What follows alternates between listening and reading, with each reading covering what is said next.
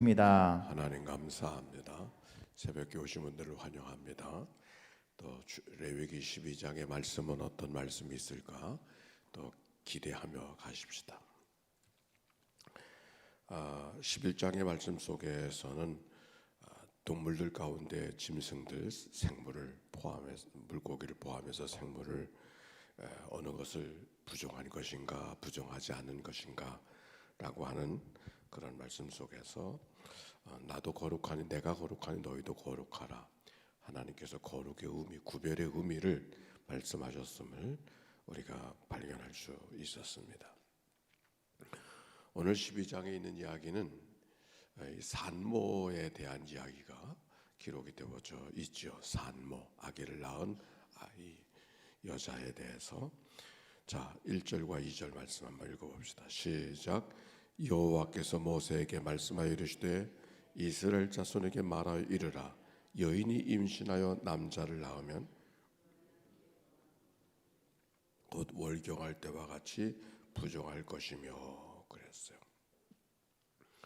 제사를 드리는 음식만 이야기하는 것이 아니라 오늘 여기 성경에 보니까 출산한 다음에도 어떻게 정결케 거룩하게 구별된 삶을 살아가게 하고 있을까라고 하는 문제를 다루고 있는 것을 보면은 일상의 생활도 제사할 때만이 거룩이 아니라 일상의 생활도 늘 거룩을 짝하고 거룩을 마음에 새기고 살아야 됨을 말씀 속에 발견하게 되어지죠.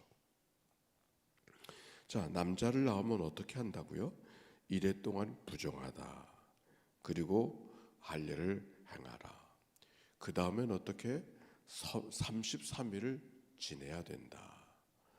즉 그러면 모두 며칠 동안이에요? 이래 동안 플러스 33 하면 40일 동안 40일 동안 성물을 만지지도 말고 성소에 들어가지도 말고 따로 격리된 기간을 갖고 있어야 된다. 그런 말씀이에요. 남자를 낳았을 때. 근데 그 다음에 보니까 여자를 낳았을 때가 나오죠. 5절에 한번 읽어봅시다. 시작. 여자를 낳으면 그는 두 이래 동안 부정하리니 월경할 때와 같을 것이며 사년이 깨끗게 되면 66일을 지내야 하리라. 여자를 낳았을 때는 며칠입니까? 66일. 두 이래 동안 부정하고 66일을 지내야 된다. 그러면 며칠이에요? 80일. 네. 근데 이상하죠. 남자를 낳았을 때는 40일 동안, 근데 여자를 낳았을 때는 80일을 격리하는 기간을 가져야 된다. 그렇게 말하고 있어요. 왜 이렇게 차이가 날까? 왜 그런 것 같아요? 근데 여기에 대한 해석이 아주 분분합니다. 보수적으로 해석하는 사람들은 남자와 여자, 남자를 낳았을 때와 여자를 낳았을 때를 성경 속의 여자의 삶이라고 하는 것은 남전 여비가 아주 팽배할 때 기록한 말씀이기 때문에 여자와 남자를 낳았을 때 그 감각이 다른 거죠. 즉 만약 낳고 싶은 대로 낳는다고 하면 누구를 낳을까? 그 생각을 하게 되어지면은 오늘 말씀을 이해하는데 도움이 되겠습니다. 한국에서도 출산을 하게 되면 금주를 띄우는데 그 금주를 띄울 때 밖에서만 봐도 이 집에 아들이 낳는지 딸이 낳는지 알 수 있죠. 아들이 낳으면 어떻게 해요? 숯하고 고추, 네, 고추 달아보셨어요? 네, 그 다음에 딸을 낳으면 어떻게 해요? 예, 숯하고 솔가지를 넣어요. 왜 솔가지를 넣어요? 왜 솔가지를 넣어요? 고추를 알겠잖아요. 근데 왜 솔가지를 넣어요? 여자는. 그걸 이해하면은 이 말씀을 이해하는데 폭 도움이 됩니다. 왜 솔가지도 그러냐면 솔가지가 이렇게 침처럼 찌르게 되어져 있잖아요. 귀신 찌르라고, 물러가라고. 그래서 솔가지를 넣는다는 거예요. 저도 몰랐어요. 다만 분명히 남자는 고추인데 여자는 뭘까 잘 몰라서 찾아보니까 솔가지고, 거기 그 사전적 의미가 솔가지를 넣는 것은 귀신 찌르는 걸, 물러가라고. 즉 딸을 낳았다고 하는 것은 낳고 싶어 낳은 것이 아니라 아들을 낳지 못한 잘못이 그 속에 담겨 있는 거예요. 보수적으로 해석하는 사람은 창세기에 보면은 여인의 해산의 고통에 대한 이야기를 하면서 뭔가 징벌적인 의미가 있기 때문에 남자보다 더 격리하는 기간을 가져야 된다, 이렇게 해석하는 사람도 아주 소수, 다수는 아니요, 아주 보수적으로 생각하는 사람. 근데 일반적으로 생각하는 사람은 이 말씀을 이렇게 이해합니다. 우선 위생적으로 격리하는 기간이 필요하다고 하는 것이죠. 산모는 면역이 떨어지기 때문에 또 건강을 회복하는 데도 시간이 필요하기 때문에 격리하는 시간이 필요하다라고 하는 이야기였습니다. 사실 이 말씀을 준비하면서 지난 주간 주초에 제가 문서 하나를 노란 옛날 문서, 제 출생 신고서가 저희 집 앨범에 있더라고요. 그걸 몰랐어요. 제 출생 신고, 저희 아버지가 1953년 2월 22일 오후 8시, 그래서 인천시장에게 출생신고를 그렇게 하더구만. 옛날에 인천시장에게 보내는 출생신고서가 바래가지고 글씨를 써서 아버지 이름을 딱 써가지고서 그게 앨범에 껴있는 거예요. 그래서 거기에 보니까 제가 태어난 날이 2월 20일 오후 8시예요. 저는 그 8시라는 말을 들으면서 이렇게 좀 다른 마음이 들었어요. 왜냐하면 어머니가 저를 낳을 때 이야기, 고생했던 이야기를 제가 들었거든요. 그게 무슨 얘기를 들었냐면, 산기가 나니까 그 시댁에서 아기를 낳을 수가 없어서 친정을 가러 가는데 저 소래까지 걸어서 가셨다는 거야. 배가 이렇게 불러가지고. 그래가지고 그 다음날 아침에 통증을 했는데 아이가 뒤로 앉아 있어가 머리가 안 나오고 다리부터 나오는 거라. 그래서 이 산모가, 어머니가 죽었다 죽었다. 그러니까 아침부터 산지에서 아침부터 출산을 준비했는데 내가 언제 태어났다 그랬어요. 저녁 8시, 2월 달이니까 깜깜한. 그러니까 하루 종일. 그래서 다 죽은 줄 알고 저를 아랫목이 아니라 운목에다 갖다 놓고, 아기가 문제가 아니라 산모가 죽게 생겼으니까 이거 얼마나 많이 피를 흘리고 얼마나 많이 고통했는가. 그러니까 이른 아침부터 해서 했는데 그 출생 신고서에 8시라는 말을 들으니까 난 아침 나절에 태어나는 줄 알았어. 그랬더니 그 얼마나 고통하셨을까 그 생각을 하니까 이게 어머니들이 다 그러신 거지. 그 당시는 뭐 병원도 아니고 집에서 낳는 건데 말이야. 오늘 여기 성경에 그 산모가 아기를 낳다가 죽는 경우들도 얼마나 많이 있었는가, 그런 생각을 하니까 이 회복하는 기간이 틀림없이 필요하겠구나. 그래도 3-7회를 한다고 그러고 한의사에는 어혈을 하는데 1주간이 걸리고 몸을 복용하는데 석주간, 어혈을 하는데 10일이 걸리고 몸을 다시 한약을 복용해서 회복하는데 30일 걸려서 40일 동안을 보호한다고 하는 것이 한의사들의 얘기더라고요.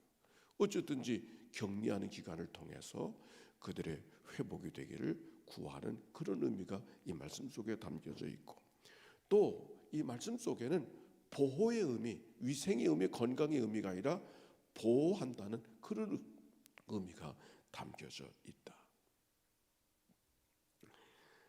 그런데 아들을 낳았을 때와 딸을 낳았을 때, 딸 낳을 동안 더 많은 격리 기간 속에는 더 오랫동안 보호가 필요하구나.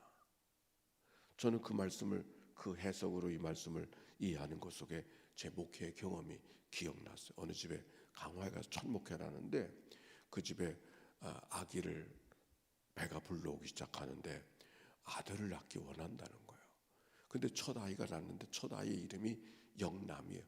그 집이 아주 보수적인 집이라 아들 낳기만을 구하는 거예요. 그러니까 오죽하면 첫 딸이 나는데 이름을 영남이라 줬을까. 그러니까 두 번째 애가 태어났는데 위에서 기도해달라. 그래서 열심히 교회 나오자마자 그래서 그 집에 신방을 갔더니 기도해달라고. 그래서 기도했죠. 기도하라고 하니. 근데 두 번째 아이가 태어나는데 또 딸이야. 그 이름을 뭐라고 했냐? 영이라고. 그 얼마 후에 지나서 제가 5년 동안 있었으니까 한 교회에서 첫 목회 때 또 임신을 하게 됐다 그래서 또 기도해달라고. 임신하기 전에 기도하라. 임신한 다음에 기도해달라 그러니까 그래서 아들을 낳게 해달라고 하나님 앞에 기도해달라니까 기도했죠. 그래서 저도 마음속에 초조하게 기다리고 그날을 기다리고 아기를 낳았다는 거예요. 그래서 신방을 갔지. 아기를 낳은 집은 신방 가면 안 되는데 사실 그땐 잘 몰라가지고 뭐 제가 큰 일이라도 하는 것처럼 아기 낳은 집에 신방을 갔더니 딸이라는 거예요. 사실은 딸이라는 소식을 듣고 갔어요.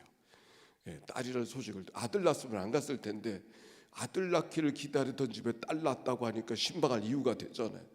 갔더니 또 딸이라는 얘기를 듣고 갔으니까 그래서 아기 이름이 뭐냐 그랬더니 이름도 안 줘놨어.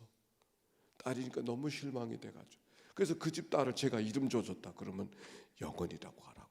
왜냐하면 하나님께 또 딸 주신 이유가 있을 거라고. 그래서 성경적으로 신앙적으로 잘 가르쳤어. 이름을 하나님의 은혜가 있을 테니까 이름을 영원이라고 지라고. 그래서 그 아이를 집에서 똘딸이 돼가지고 돌아보지도 않는. 근데 놀라운 것은 2, 3일밖에 되지 않았는데도 그때 봄이었어요. 모내기 하러 나왔다니까.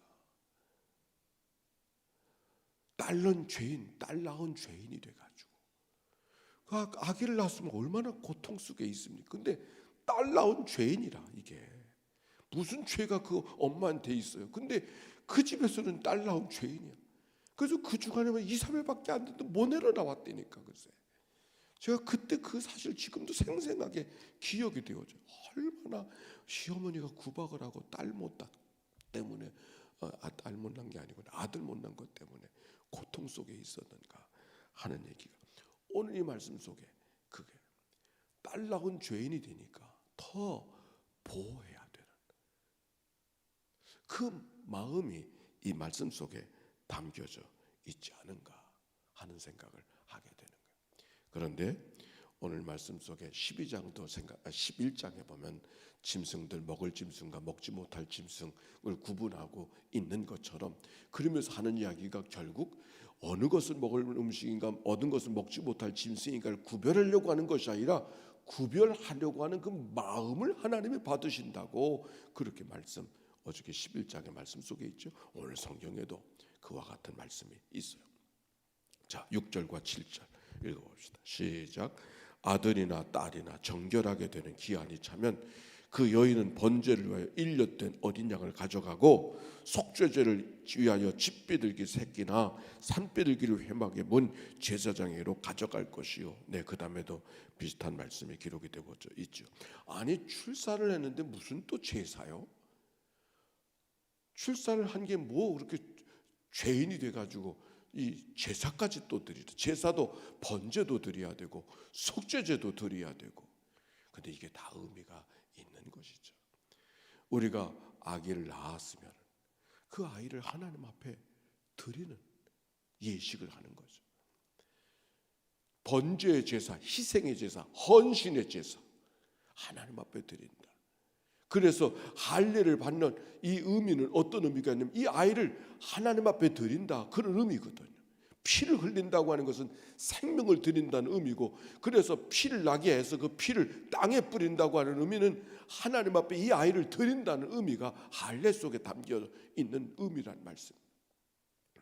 하나님 앞에 번제를 드리고 속죄제를 드려다 하나님 앞에 드리는 의미. 그리고 속죄제를 의미해서 정결의 의미. 이것은 무슨 죄가 있는가라고 하는 의미보다 그런 의식을 통해서만 그 여인이 비로소 일반 활동, 사회 활동, 공동체의 한 멤버로서의 활동을 공식적으로 시작하는 바로 그런 의미가 이 말씀 속에 있는 것이죠. 오늘 번제를 드리고 속죄제를 드리면서 사녀를 깨끗하게 하리라, 피 흘린 것, 피 흘린 자에 대한 그 모든 규정을 새롭게 하는 그런 의미가 이 말씀 속에 담겨져 있음을 알게 되어져 피와 관계된 격리기간이었다라는 이야기였습니다. 자, 오늘 성경을 보면서 우리는 어떻게 이 말씀을 이어야 돼? 왜 굳이 여자는 80일이고 남자는 40일일까? 거기에 우리의 생각이 묶여 있기보다 하나님께서 하시라고 하는 말씀, 뭔가 구별되게 살게 하시려고 하는 하나님의 또 다른 가르침이 이 말씀 속에 담겨져 있구나 라고 하는 사실을 기억하고 오늘 한날의 생활을 어떻게 우리는 다른 삶을, 구별된 삶을 살아가야 될까? 성경의 말씀 속에 믿는 자는 믿는 자대로 뭔가 다른 자의 삶을 살아가야 되는 것이 우리의 삶의 모습이 아니겠습니까? 이 성경의 말씀 속에 뭔가 구별된 백성의 삶을 살기 원하는 하나님의 가르침이 산모의 출산의 경험을 속에서도 우리에게 가르쳐 주는 것처럼 이 한날의 일상의 생활 속에서 어떻게 우리는 구별된 삶을 살아가고 있을까? 나는 산모가 아니니까 내 마음대로 살아야 돼, 살아도 돼, 이 말씀과 상관없어, 이렇게 가기보다 이렇게 살지 말고 오늘 한날 허락된 삶은 어떤 구별된 삶을 하나님이 내게 살기를 원하시는가, 이 물음으로 한날의 생활을 시작하시기를 바랍니다.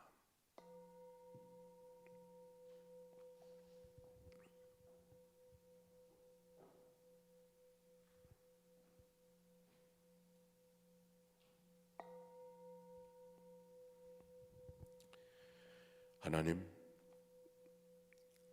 산모의 정결의 의미를 우리에게 가르쳐 주시는 이 아침, 우리가 사람이 낳고 죽는 여정 속에 인생의 출발하는 시간에 하나님을 향하여서 특별한 규례를 허락해 주신 이 말씀 속에 이 한날 어떻게 살아야 될 것인가를 우리 마음속에 가르쳐 주시니 감사를 드립니다.